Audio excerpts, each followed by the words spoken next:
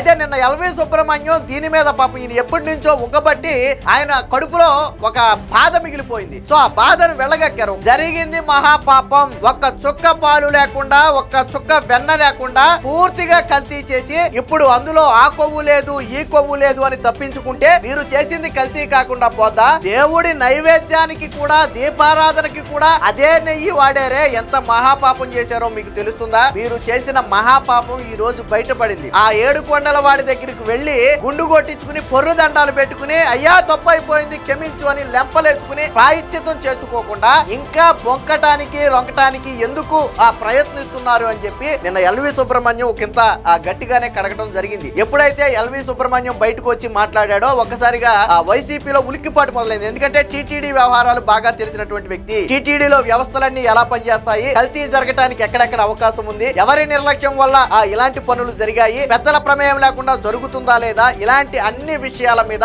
అవగాహన ఉన్నటువంటి వ్యక్తే ఎల్వి సుబ్రహ్మణ్యం.